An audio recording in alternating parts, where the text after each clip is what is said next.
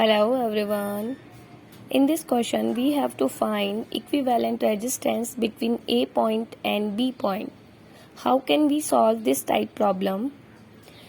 तो आइए देखिए, अगर आपके पास एक सिंपल सर्किट गिवन होता है जिसमें अगर दो रेजिस्टेंस सीरीज में लगे हुए हैं और साथ में अगर आपको एक बैटरी दे दी जाए तो आप इजीली इसका करंट बता सकते हैं कि किस में कितनी करंट फ्लो होगी। मान लीजिए अगर ये 10 वोल्ट की बैटरी है और ये 2 ओम एंड 3 ओम के रेजिस्टेंस हैं तो आप इजीली बता सकते हैं कि इसके अंदर रेजिस्टेंस सी सीरीज में है तो ये 5 रेजिस्टेंस और V is equal to I R formula apply करके I की वैल्यू आप निकाल सकते हैं।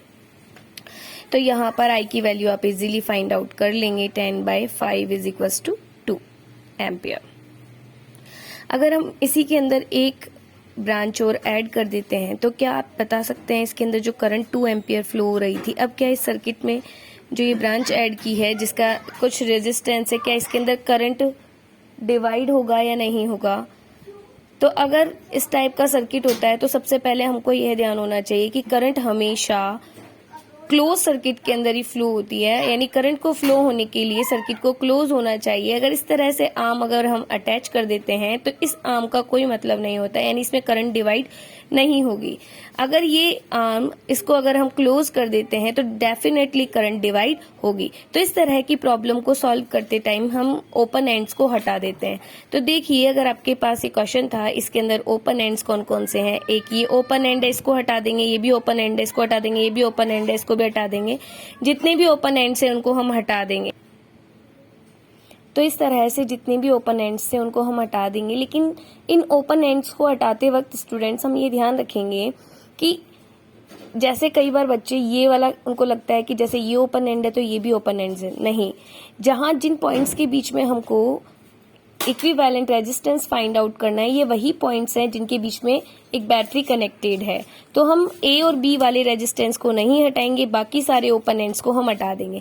यानी हमारे लिए इस आर्म का, इस आर्म का, इस आर्म का और ये वाली जो ब्रांच है, इन ब्रांचेस का कोई मतलब नहीं है। तो अब हमारा सर्किट किस तरह से बन जाएगा, देखिए अब सर्किट कन्वर्ट हो जाएगा इस तरह से। ये A पॉइंट है, A पॉइंट पर 2, इस ब्रांच के अंदर 2 ओम का रेजिस्टेंस है एंड इस ब्रांच के अंदर यहाँ पे 2 ओम का है, यहाँ पे 1 ओम का रेजिस्टेंस है, यहाँ पे 2 ओम का रेजिस्टेंस है, यहाँ पे 4 ओम का रेजिस्टेंस है और यहाँ पे B के अंदर 8 ओम का रेजिस्टेंस है।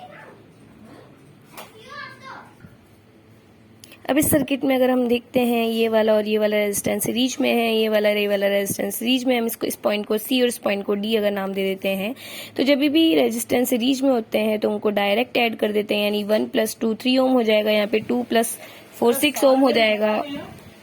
अब हमारा सर्किट कुछ इस तरह से कन्वर्ट हो जाएगा, यानी C पॉइंट और D पॉइंट के बीच में अब ये 1 और 2 मिलके 3 ओम और 4 और 2 मिलके 6 ओम के रेजिस्टेंस आ जाएंगे, जो कि अब पैरेलल कॉम्बिनेशंस में। और जब भी हम पैरेलल कॉम्बिनेशन को सॉल्व करते हैं तो हम R1 R2 upon R1 + R2 करके सॉल्व करते हैं।